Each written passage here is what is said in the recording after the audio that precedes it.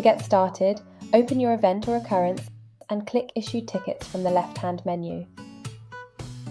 Click Import Tickets at the top right of the Import Tickets page. Select Choose File or drag and drop your .csv file into the importer and click Upload.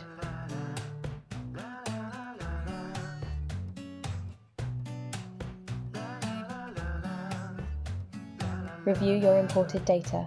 Any errors will be highlighted in red so that you can fix them and re-upload your file.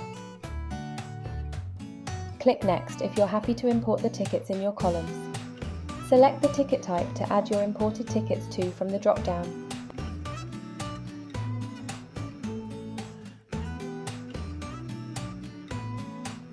And click Import Tickets.